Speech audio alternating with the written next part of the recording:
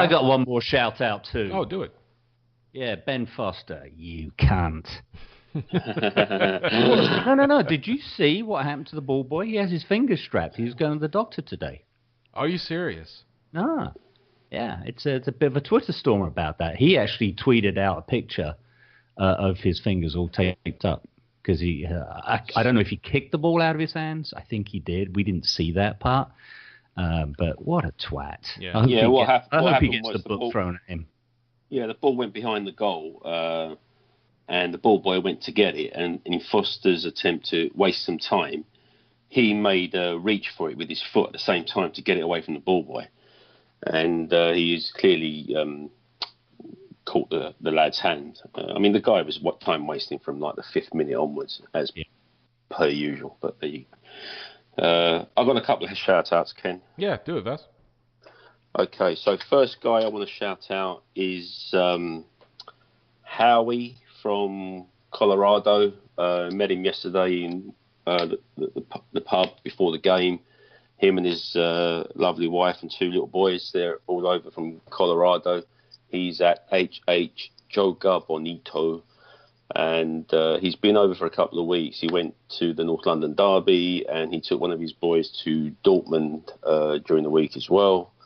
And then he was at the game yesterday at Wembley for West Brom. So shout out to Howie and his family all the way from Colorado. I think I saw the picture of him holding up the Colorado Spurs scarf at Dortmund. Yeah, lovely guy. And the other shout out I want to give is to fellow Spurs fan Aaron Wolf. And he's at Aaron Wolf, AARON Wolf, WOLFE.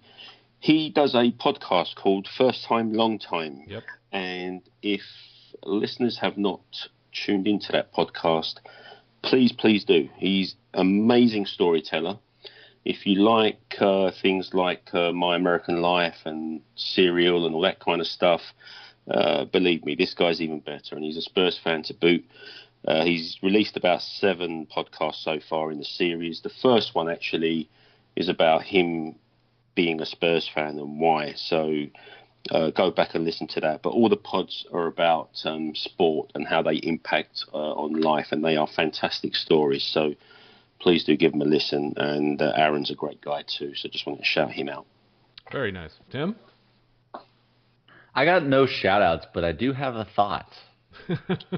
I have many of them, but I have one that, because we didn't really do a preview for Watford, but just a player I want to mention, as we're moving forward towards the transfer window, who I think you were talking about what we need.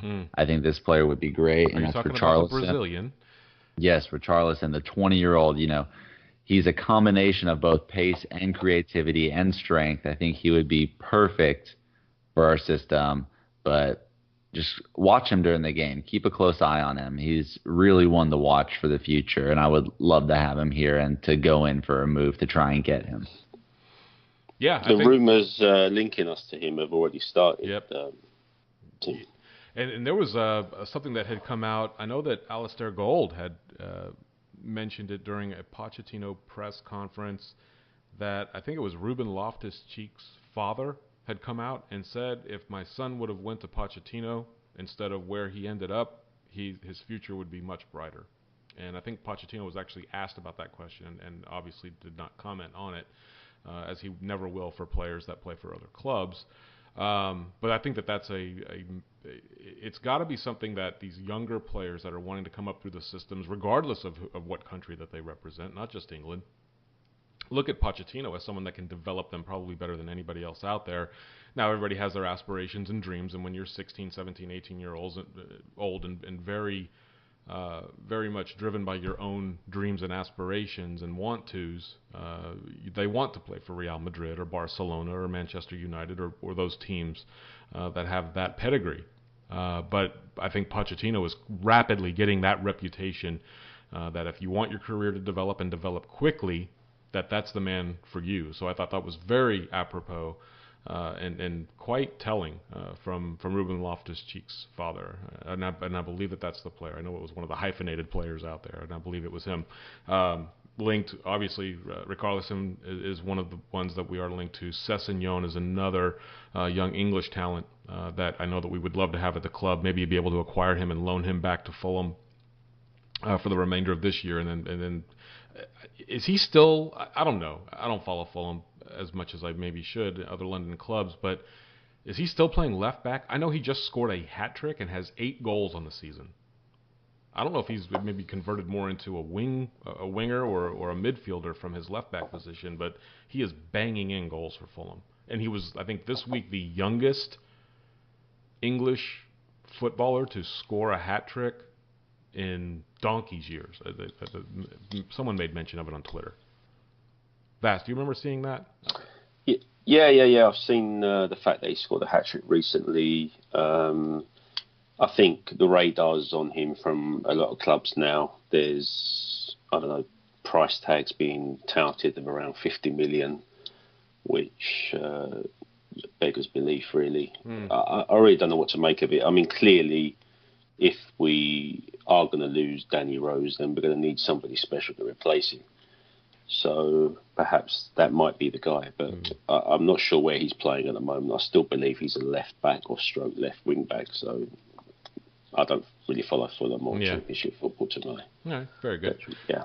So obviously, holiday season. Everybody be safe. The next few weeks, obviously, the statistics are telling. People out on the roads. There's not as many people out on the roads at times, so people take a little more liberties.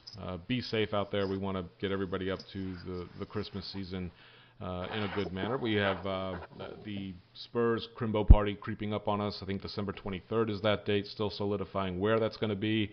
And, of course, the Tottenham Hotspur night before Christmas will be touted out by me coming up in a future episode. So we do that annually. I've been doing it for the first 3 years, and we'll definitely do it again.